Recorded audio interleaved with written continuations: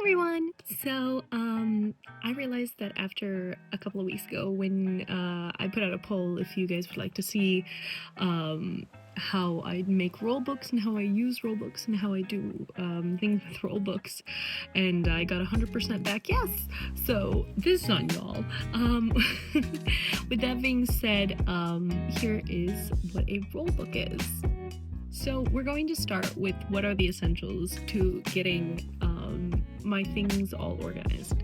First of all, you need either the paper copy or an electronic copy of your score, which I have both. I have both a physical copy, which is big, chunky, and nice. I have a digital copy, which is here on my iPad. That being said, here it comes. Drum roll, please. Here is my role book. So this is a role book specifically for the role of Electra.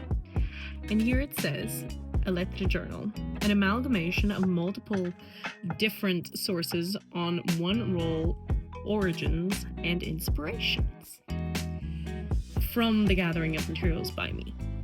Underneath there's my signature. Whee! So here on the other page, I have a bunch of different versions of how Electra or Electra or Electra is spelled. Here is on the first and second pages is the original, where the original story comes from, which is, the character as a whole comes from Sophocles, from one of the oldest plays that ever exists. This play is called Electra, and it's about a very dramatic telling, as it is a Greek tragedy. Obviously, not many people live in the end.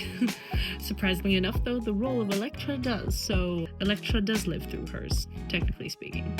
Technically, she's dead in historical value, but we take it with a grain of salt. On the second page, there's a character sheet, which I learned from one of my wonderful teachers while I was in conservatory. And in conservatory, I had learned that there are multiple things that you need to do for a character's aria as well as for a character, as in asking many questions and trying to answer them as well as you can. I.e., what is your name, full name, what is my age, where do I live, and you write all these things in first person, and then there's third person perspective also, like where are you in the opera at this point, how and in what way, and so forth and so on.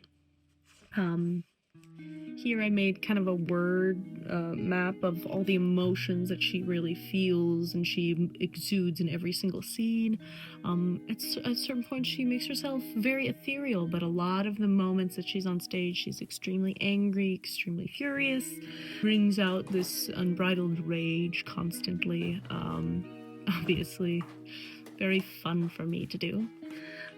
And then we begin on the fun parts. So this is my fun part, which is in a separate notebook. I've written down what is favorite teachers, Catherine Malficano. She had given me advice back in I think it was my sophomore year in conservatory, and I had never been able to act on it. But she gave me this wonderful advice, which was put 4 versions of the text, which is you put the original text on top, which is here in black. Put the original text on top, then you put a direct translation underneath, which is a direct translation into whatever language you are most familiar with.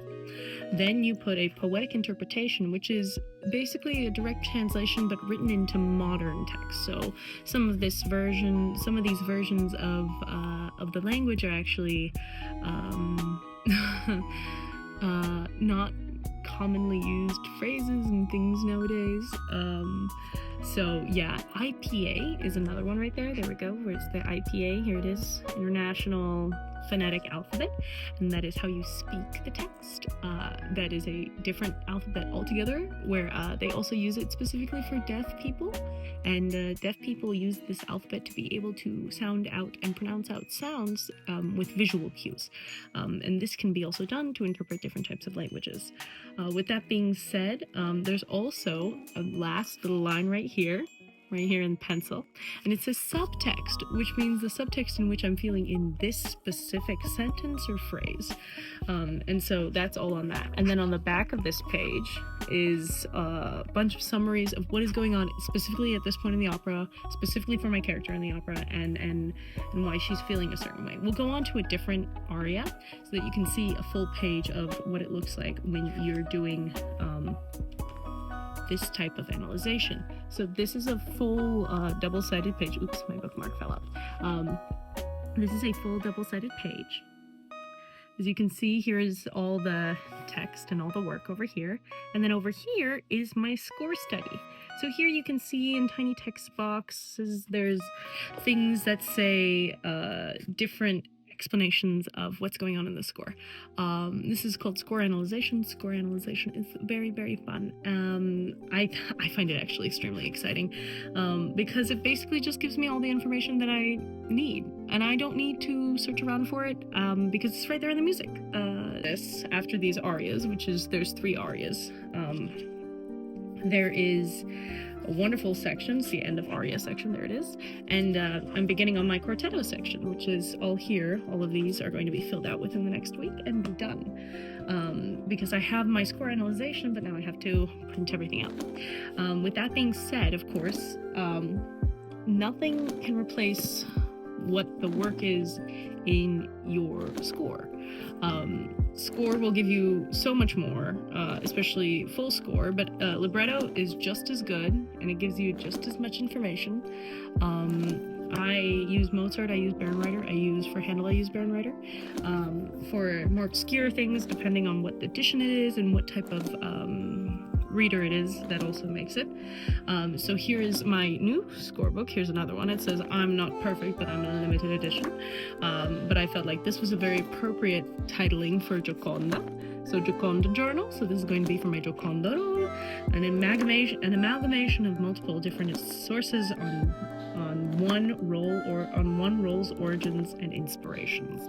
Again, at the beginning, and there's my signature right there. And this will be based off of Ponchielli's La Gioconda. That being said,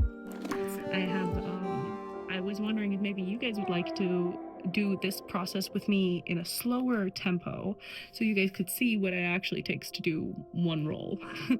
Because a role is a whole lot different than doing one aria or one piece or one song. So yeah.